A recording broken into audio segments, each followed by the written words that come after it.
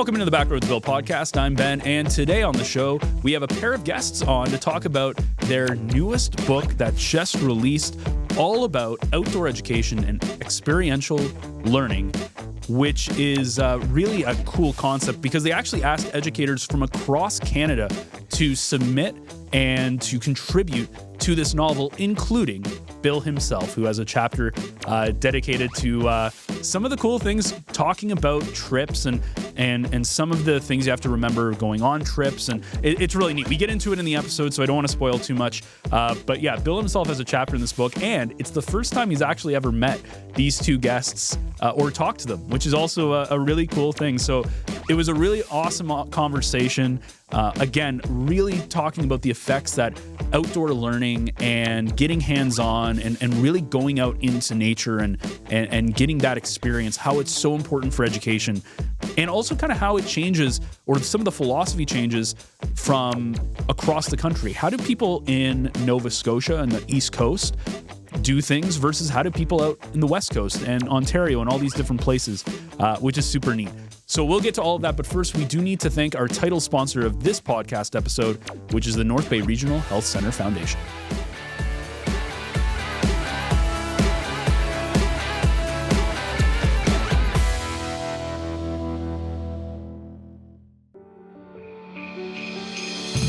We often talk about the rhythm of life in North Bay. For Amanda, that rhythm was fast. Hockey practices, baseball games, juggling a full-time career, and keeping up with two energetic boys.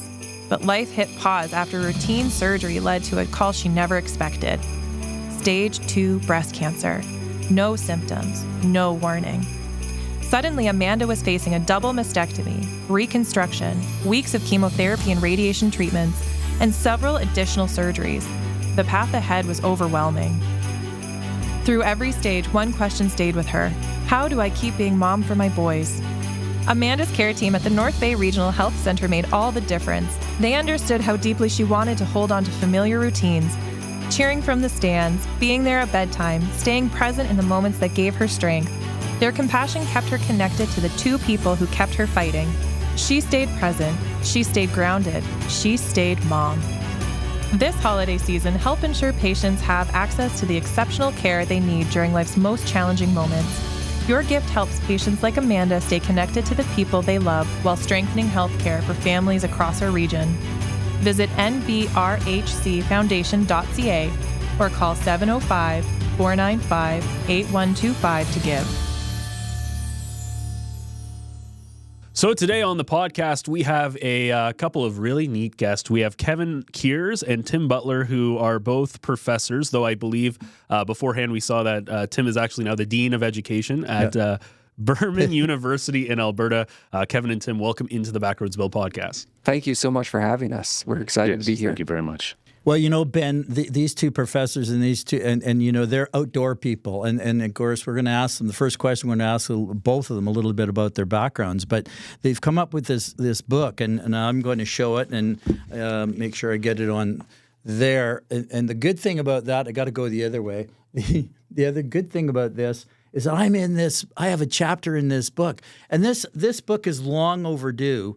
I'll probably say that in my summary column, Outdoor Experiential Learning in Canada, edited by Kevin Kiers and Tim Buttler. Long overdue because there's this whole mystique about taking students outside, whether elementary, secondary, post-secondary, and I think for certainly B.Ed candidates and others in the outdoor education industry, this is a must-read, and so I salute you right away. Namaste for doing this because it's a labor of love, and we'll get into how this all started. But first of all, tell us a little bit about your backgrounds. Maybe Kevin, start with you. Sure. You know, the whole side of outdoor education, or maybe I'll start with just the love of outdoors began way early on. And I think a lot of people who are outdoor professionals really resound with that, have an idea that while they were children, it was really a big deal. So I would consider myself at heart a naturalist. Began with solo river tripping when I was 11 years old for up to 4 nights at a time. So between 11 and 16, I ran my kayak. I bought it and ran my kayak down the Grand River in Ontario many weekends. And that's where the fear of even the outdoors and sleeping in the forests on islands and all the creaks and cracks of sounds of trees and the rocks rolling through the river, I got used to it. Not at first, but I got used to those sounds and became, how do you say, maybe one with nature. Just that very comfortable feel that I was part of nature, even that I was part of the environment around me, and from there it continued on to my teaching degree, and my first year of teaching, I took my students on a canoeing trip, a weekend canoeing trip, and a weekend backpacking trip, right from the very first year. And it just continued to grow from there with comfort level, as well as building confidence in an administration, school administration, that they can trust me to do this safely and to do this with curriculum links, with purpose, and so on. To where I for 20 years, I ran a grade 5-6 outdoor school.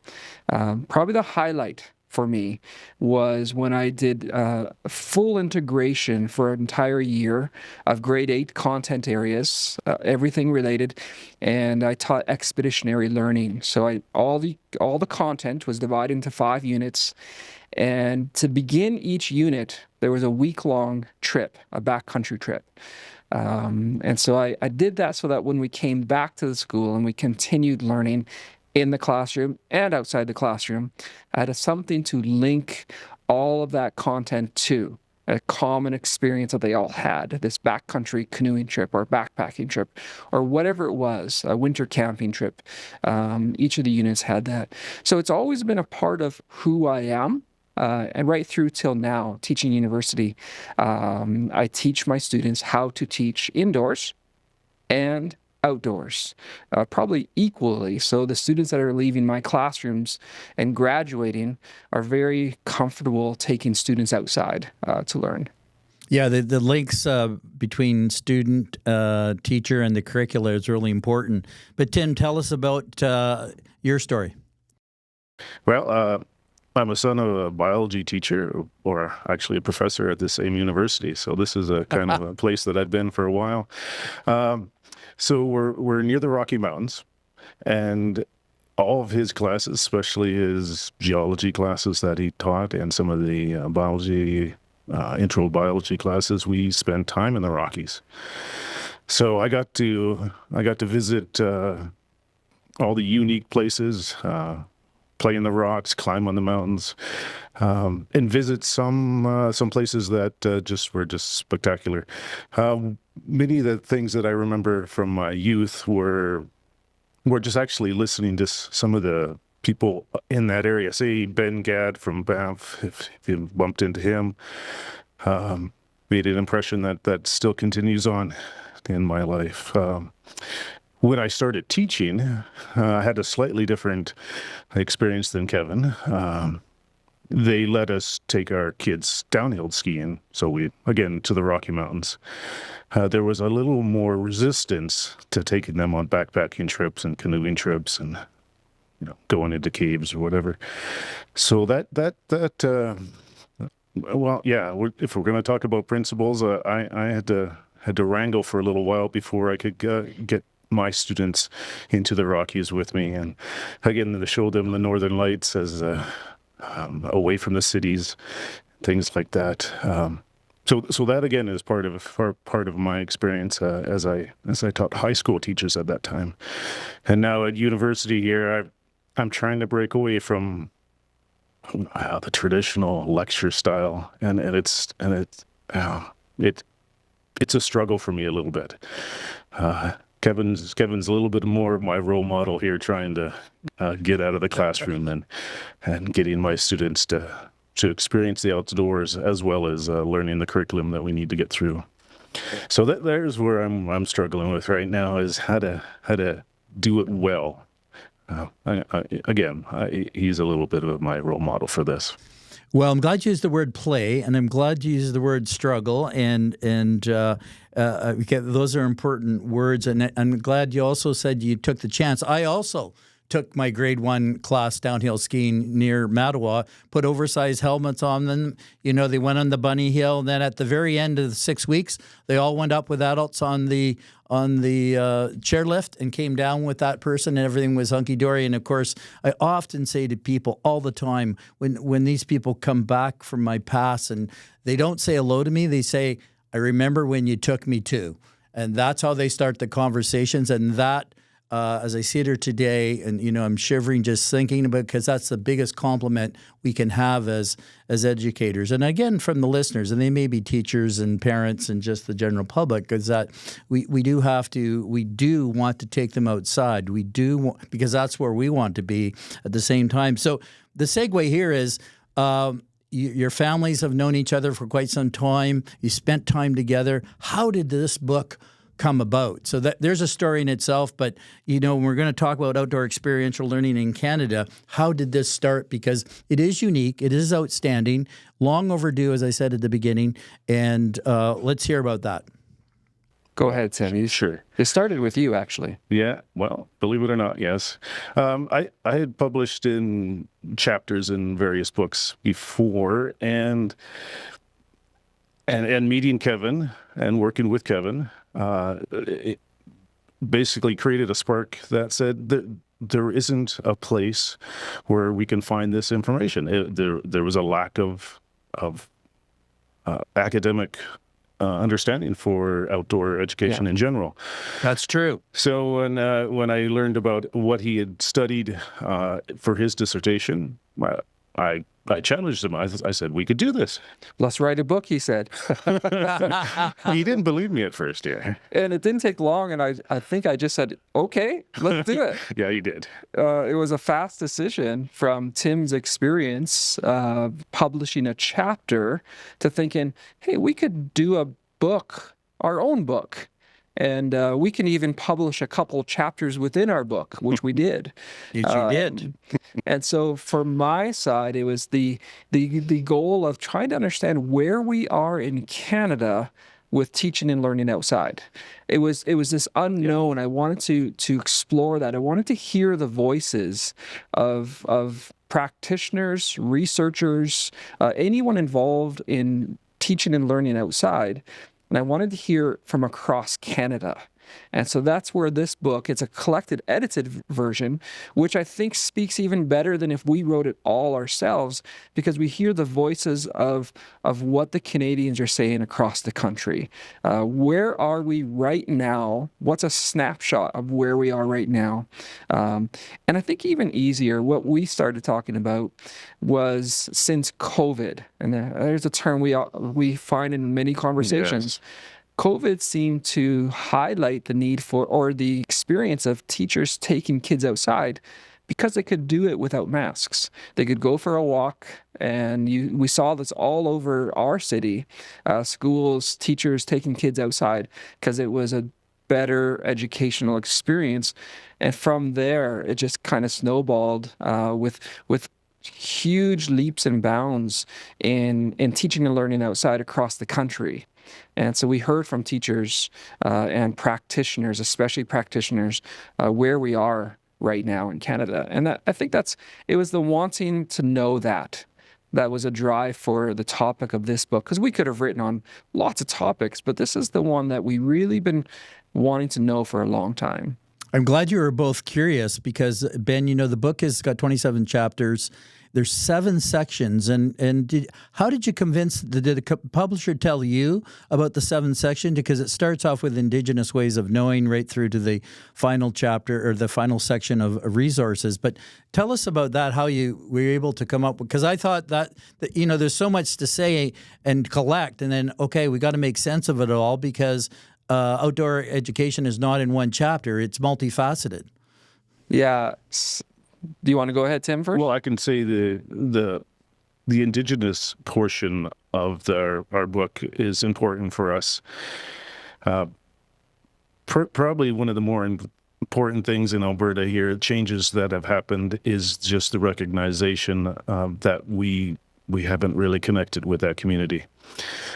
So although Kevin's going to talk about his research, and that really forms the basis of many of those sections, the very first section, we sought out Indigenous authors to help us understand better how outdoors is encountered, some with the European against or with the colonization, and I'm going to have to say that I learned as I went through that process, reading the responses, especially the very first chapter that we intentionally placed there from Joel.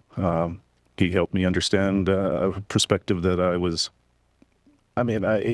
cursorily learning about, but to get better depth. But Yeah, so the 7 sections, which starts off with indigenous ways of knowing, the 7 sections are based off of my research from my thesis, my dissertation. So I did a survey of 8 school divisions and asked teachers lots and lots of questions with thousands and thousands of data points. And as I analyzed these data points, I found common themes. And so I didn't prescribe what the themes were, where I wanted the data to go. Rather, I allowed the data to tell me where it was going. And without exception, these 7 themes were clear and strong. And then from the scientific point of view, the data talked to each other, and there was a correlation within the data that gave it exceptional strength as to these are the 7 factors for successful outdoor learning. And I was pretty excited about that. I didn't know we would find it. And then I didn't know that we would find these 7 key factors for success with such strength, so that they're factual now. It's not just good ideas or just themes. Because of the strength of the data, these are facts of the 7 factors for success. And so it seemed natural for us. We discussed the layout of the book at length, but we kept coming back to these 7 factors for success because that was where the data brought us. All the surveys that came back and the analysis with specialists from North America that helped analyze this data, we were very content and certain that this is the direction we needed to go. Yeah, it's become kind of like a template of understanding outdoor experiential education. And that's the way I look at it, that if you're going to, I often say to people, I'm just a salesman. I mean, I've got to sell parents and administrators on the next school trip out there. And this is the way, if you're to do a presentation today, anyone, you would default to these 7 sections to be sure. Ben, I know you've got a burning question. Yeah. So obviously it's kind of interesting where you have you guys out in Alberta doing this outdoor education. We've got Bill, who's been doing it a long time in Ontario.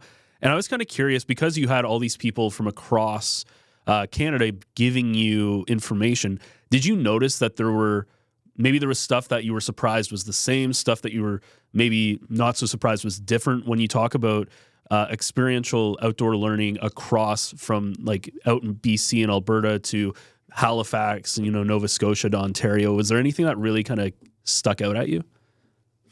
In some ways, yes. There were surprises for me. What we found was pockets of where teaching and learning and outdoor education, and I separate those. So we have outdoor learning, curriculum-based. We have outdoor education, environmental education. There's all these pieces, which in general is outdoor education.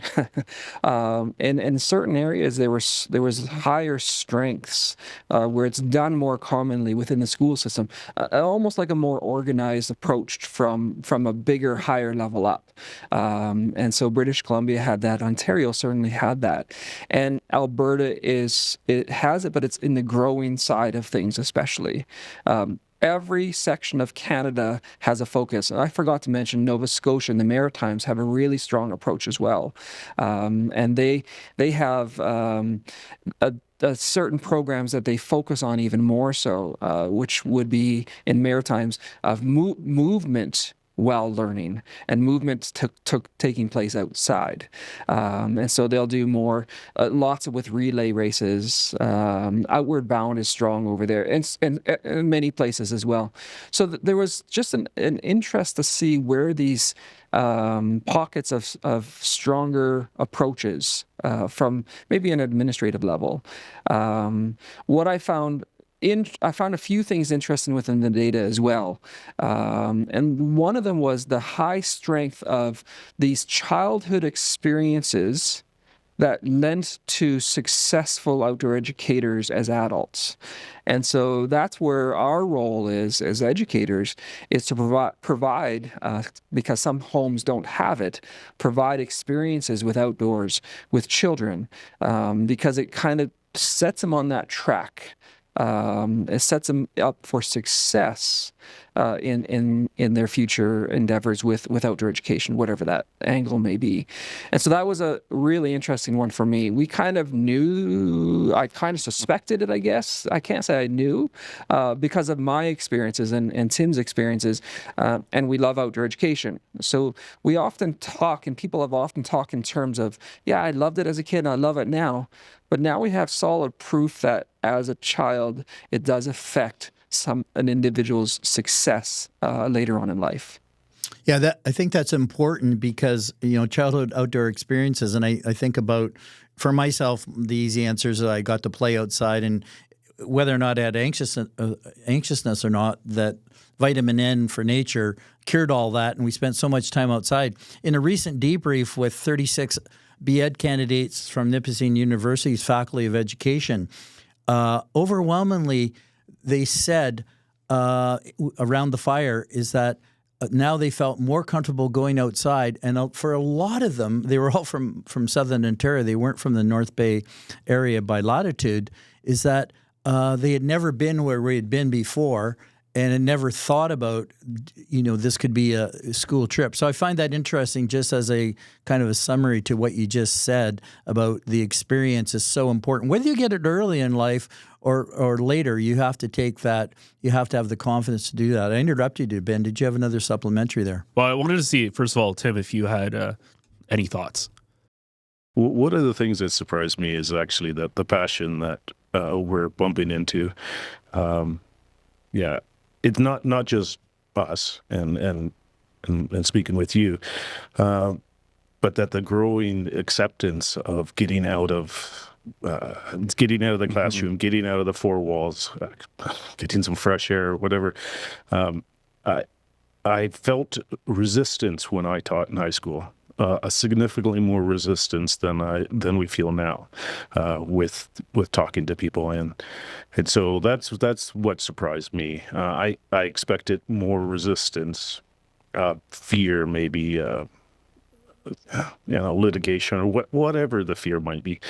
So I think there's a momentum that's growing that I didn't expect, and I think that's very neat, cool, if you want to say it that way, that we can move forward, and that there is success moving forward, and that this is wanted, and that our passion is able to build and communicate and hopefully make a difference in North America. It's almost that time of year. Early mornings at the rink, fresh notebooks and backpacks, and a community gearing up for another great season of varsity sports. At Source for Sports North Bay, we're proud to be part of it all.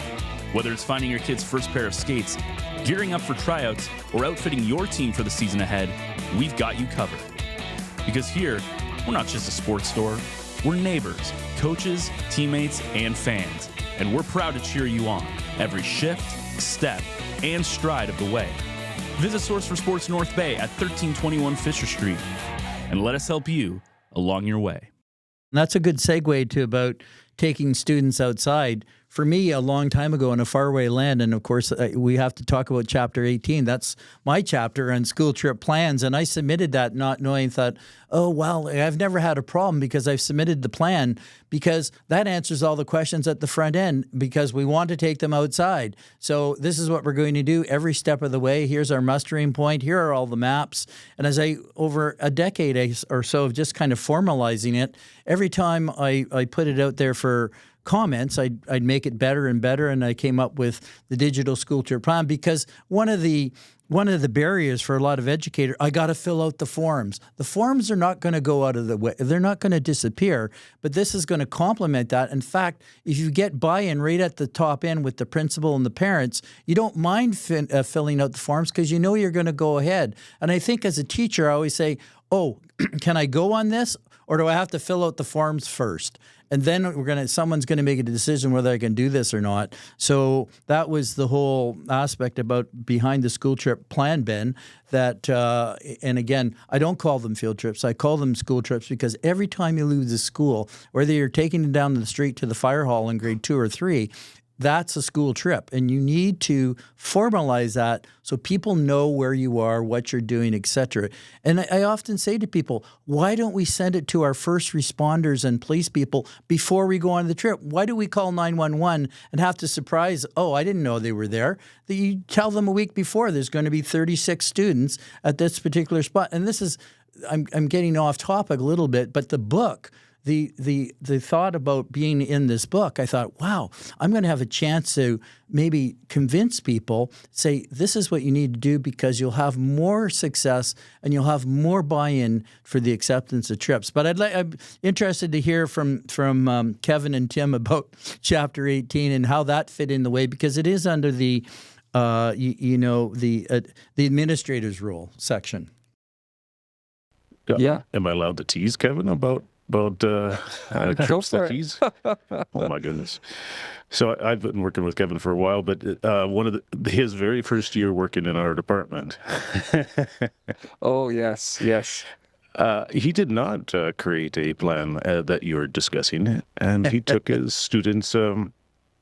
It turned out he took his students. I don't know, couple hundred feet from the school, but we thought he was going to a lake that's nearby here. And unfortunately, a mother called with a very important message to one of the students, and we started searching for him. We never did find him because we were searching. Well, actually, there's about 5 lakes around here. Anyways, I want to tease him just to point out that what you're describing is very important. Even though there was no danger, he had gone through the right protocols and all of that for the university, because they didn't actually leave the university. There was suddenly some resistance to moving outside with the boss. Yeah, and it was interesting. Now, every time I take my students outside, and in that case, we were just over by the cafeteria on campus, and I figured no harm in that. But every time, I always tell the office, this is where I'm going, and I keep my phone ringer on because I turned it off so I could not be interrupted. So yeah, your chapter was timely and important to the whole collection of this book, and it was extremely practical based. And some chapters in our book are more theoretical because we want to understand those parts as well. And many chapters are practical based, and yours was certainly one of those that we couldn't pass up. We had to have that topic written about. So it would equip teachers or equip outdoor professionals to make sure they're thinking through all the parts. As you said, even the community, the 911 dispatcher, whoever it is, so they know where groups are in their area. And so the importance is really high. Yeah, I encourage teachers to do that, and they look at me like I have 3 heads sometimes, but I say, you know what? That's what you need to do, and you'll have more school trips after the fact if you keep doing that. And that's the thing with BEd candidates. The more you do it, the more you become successful and the more acceptance, because principals, I think in most jurisdictions in the world, in our provinces and territories, they're the decision makers. It's not the superintendent. And of course, I'll probably say this now, like this book has to be in the curricula for supervisory officers, whether they're directors or superintendents, and the term is used in different applications across the way, and of course in the United States. But this book does that, but at the same time, we have to come back that the principals are the decision makers. And there was that on page 234. in the preface to this section about administration, you have got a couple statistics there. And one was the 51.8%. The teachers responded to your survey, but I thought that's not high enough. There's some reticence there, and we've got to have a climate. We've got to create a climate, and this book will do this, that there is more acceptance to school trips. That's how I read that, and it may not be, my interpretation is different than others. No, you're correct. And so one of our goals within our classes for those who we can inspire and make change, and then through our book as well, is to change some of these statistics. Your chapter, if I can go back to it, makes it really clear, a clear plan how to approach administration, so you have successful answers, or approved trips, experiences outdoors. As simple as my trip was over to the cafeteria to dissect owl pellets, because there was nice tables there where they couldn't find me, put it in a much more complex situation with younger kids, not university students, with younger kids, and what all those potential what ifs, those fears that are there, where administration is worried about, parents are worried about, but with a clear trip plan, with maps included, with the emergency response people included, talk about the transportation, approvals with volunteers. All of these parts that you talk about in your chapter are those critical parts that we need to have so that we can have those approvals we want, so that we can provide these experiences for the kids, these much needed experiences for the kids. Yeah, no, if we're going to try to make change, we have to do that. And of course, the entire book, I mean, this is what I think the legacy is going to be. And that was going to be one of my questions, Ben, for both of you, as we kind of start to wind down. What do you think the legacy is going to be? You kind of hinted at the beginning, but what do you want to see happen as we start to, want to make change to take more students of any age at any level outside? And because I often, and this might come into some of your comments too, is that I don't like to use the word risk. I like to use the word safety. I try to talk about safety first. Obviously, in the background, there's a risk involved, whether it's inherent or otherwise. But your comments too about the book, and now looking back at, because it's a labor of love, took a long time. You had to work with publishers with a thankless kind of thing, and details. So both your thoughts now that it's done and it's out there. Yeah, I'd like to see outdoor education, outdoor learning, environmental education, play-based learning, land-based learning, whatever it may be in everyone's individual context, to increase. I'd like to see more kids outside. And I want to add this. In my years of running different programs, the ones that succeeded were the ones that were curriculum-based. It had a clear purpose. And in your chapter, you talk about that as well. What are the curriculum links? Why are we taking kids outside? And so I'd love to see more links to curriculum to teach outside. An important question I always ask my students who I'm preparing to teach is, where will students learn this lesson best? And many times the answer is out by the pond, or out in the forest, or out in the playground in the grassy area. But sometimes it's inside as well. So it's not that it's all outside or all indoors. It's a healthy mix where we ask that question, where will students learn this best? And if my dream came true, I'd have that question being asked at the beginning of every lesson plan when teachers are preparing to take their students to learn something, to ask that question, where will my students learn this best?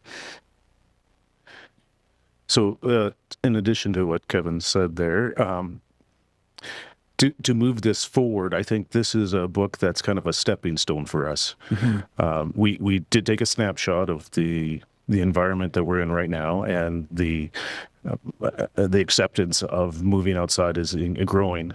So with that idea, we're trying to make something that's a little bit more of a bridge to kindergarten, K through 12 teachers, that's more practical. So believe it or not, we're already starting our next book, looking at far more, so a lot less theory, a lot less statistics or something like that, but more, hey, this is what you can do in a grade 3 science class, a grade 10 social studies class. Can we get them outside?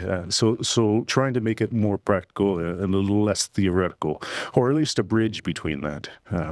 So again, it's just saying that we're just moving forward, trying to keep the momentum moving on our side. Yeah, I'm glad you said that, Tim, because often I'll say to the BEd candidates, it's bad pedagogy, but I say, you've got to identify the activities and the resources first, and then you plan backwards and link it to the curricula, because that is the key. You've mentioned it a few times, and because they make for meaningful experiences. And of course, if you have to convince the principal, that's usually one of where does it fit in the curriculum? Because you've got to cover this off and more. And for the students, again, as I said, you're making memories for them. That's what they remember by the experience, and that's where they learn. I mean, in our 2 weeks residential high school credits, where we exceed the 110 hours that are allotted for any one subject, I've learned that. I should have captured all that empirical data, because I've never had anyone say that I could not do a whole semester credit in 2 weeks. It just and of course the proof in the pudding is that they'd register next year for the grade 11 after they've done the grade 10 or the grade 9, whatever. And so I think you were going to say something else there, Kevin. Yeah, our next step is this step-by-step book, and we've tried to narrow it down to I think 5 steps. We've written the first 3 chapters, and so we have a couple more to go, but the step-by-step guide, so that a teacher can pick it up, or an outdoor professional can pick it up who's new into it, and have a very practical view with lots and lots of examples, lesson plans even, ready to go, that are simple and easy to do to build the confidence within a teacher. Whether they've had childhood experiences or not, it gives them that step-by-step, here's what we do first, second, third, fourth, fifth, to build that confidence, to build resilience almost, to teach outdoors, to instruct whatever outdoors. So we're pretty excited about that. We feel that that's where the rubber hits the road. This book gave us the clear snapshot. Now let's get right down to business as to how to do this for anybody who is interested in being outside. Yeah, no, you didn't. No idle time with the two of you, that's for sure. The other thing I was thinking from a sales point of view, but this is for the publisher, it would have been interesting to have a podcast which each of the 27 chapters of the people, I know you're in it as well, but it would have been, that's a great way to make that written words come alive. But Ben, you were going to say something there. Yeah, one of the things that's interesting is that when me and Bill were talking this morning, he goes, I've never met these guys. And I think you've mentioned it on the podcast. And so I was curious a little bit about the writing process, because Bill, you had to submit basically what you sent. So there wasn't any direct connection there. So I guess this question really comes down to is, what was putting together a book like this like? Because you are getting, I'm assuming, a whole bunch of submissions. You're trying to filter through the noise and get something down. So maybe talk a little bit about the process of actually trying to write this and put it together. Well, one thing I'm going to say as a segue to that is they had a well-defined template, and you had to do it this way. No, that did help a lot, quite a bit, yeah. Yeah, and so let me say this. It was work, a lot of work, but it was a lot of fun. We share a wall between our offices, and so we could just call over and say, hey, do you read this chapter or this proposal? And it was just a lot of fun working with all the authors. I believe there's 44 total authors. 2 of them were our students. Who really were engaged, who picked it up really fast from our classes. Yeah, that actually was a lot of fun working with them. Yeah, and who are teachers now, and we can sort of see where they're going, their trajectory in life now. But it was fun, I think, was the first thing I'd say, is how we put it together. Yeah, you've mentioned that publishers can be a little bit of a problem. It turned out that they really thought this topic was important, and we actually didn't feel much resistance. They actually asked us to find more authors. We had actually had I don't know, I think 10 extra chapters there suggesting that I was surprised that they wanted more pages in a book. Usually they're trying to cut it down. but maybe you're talking about more the selection of the actual authors. Maybe that's what your question was. So yeah, we did read a whole bunch of things that made us question, hey, just what is this guy saying? But it was actually very exciting and neat to see different perspectives. And that's what gives the book strength, actually, Yes.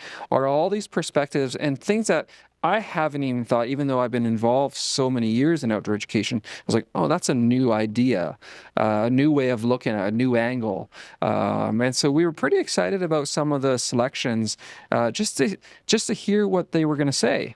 And so sometimes we added it just for a fresh view or another view or maybe a complete view. And that's what we have, is a really complete view of perspectives in outdoor learning, outdoor education.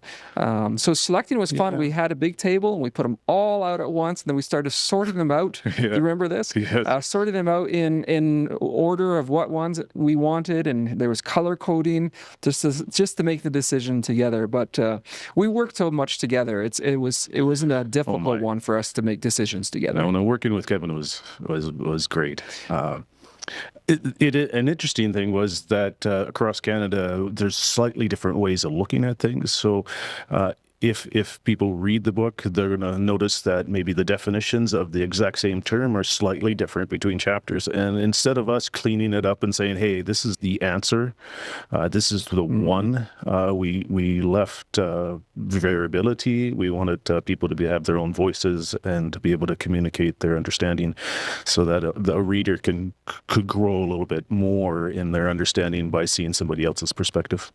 It's funny how, even though we're Canadian, like there are these small little cultural differences across provinces. Like I'll never forget when I was out in Kananaskis, and we went and we got, for those who don't know, it's like basically right beside Calgary, and we got poutine, right? And the girl was like, oh, you mean poutine? And I'm like, no, that's the American way of saying it. But then I guess that's how they say it out there.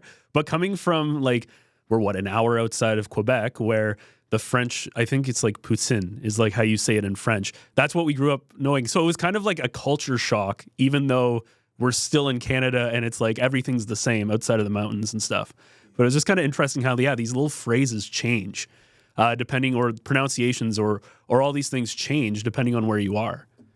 But yeah, and we learned, if I'll add, based on what Tim said earlier, from the Indigenous culture, that's where a lot of my learning through the authors that we selected educated us as to just different ways of thinking and viewing and understanding reconciliation. I think I understand it better. I certainly understand it better than I used to through our authors. And so, again, that's a strength. That's a personal benefit to us as we have a clearer understanding ourselves as to what that was. Even though we've been teaching outdoors all these years, to continue learning from our authors, for sure.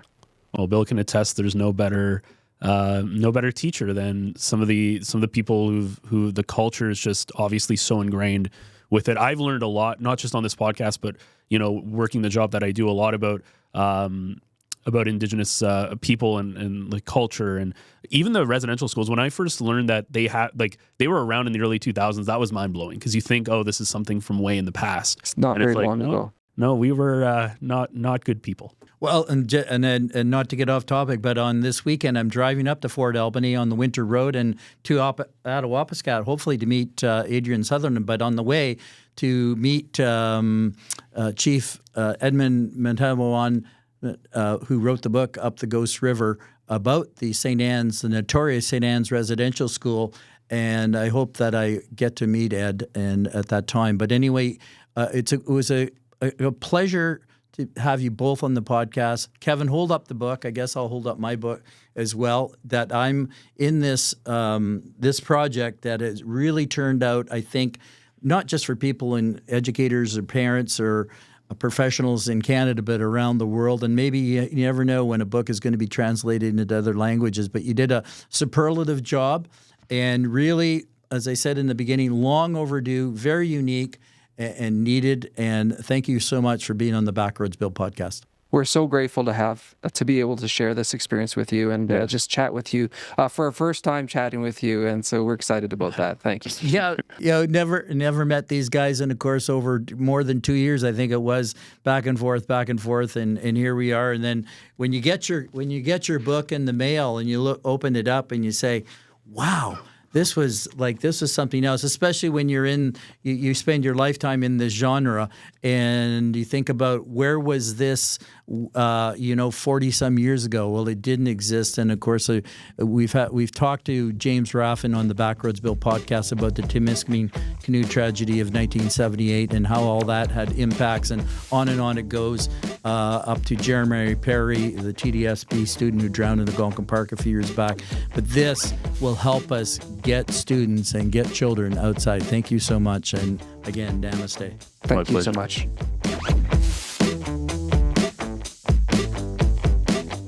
So big thank you to Kevin and Tim for coming on the podcast. It was a great chat with both of them. And one of the firsts for this podcast was to see a guest come in with a proper studio, proper setup. It was really neat. It was really nice. Made my life a little bit easier. Didn't have to do as much cleanup on the audio, so it was really, really nice, and it was just a bit of a treat. And it was a treat getting to talk to Kevin and Tim. So both of you, thank you so much for taking the time. And it was early in the morning. It was like 8 a.m. for them because they're out in Alberta. So thank you again for jumping on first thing in the morning. And it was just a great chat. There will be a link in the description as well if you want to check out more information or purchase the book that Kevin and Tim both put together that features Backroads Bill. So if you want more episodes of the Backroads Bill podcast, you can find this episode and much more on your favorite podcast players. We are on Spotify, Apple, Amazon, etc. Wherever you normally find your audio podcast. The video version's on the North Bay Echo YouTube channel. And you can find all of our podcasts, including Backroads Bill and more, on northbayecho.ca, where you can also sign up for our newsletter, Echo Essentials, that will send you all of the happenings on the Echo Network, as well as some curated news from around the city. So it's all free. You can sign up via email on our website, northbayecho.ca. And that wraps things up for us. Thank you so much for joining us, and we will see you again next Wednesday for yet another Backroads Adventure.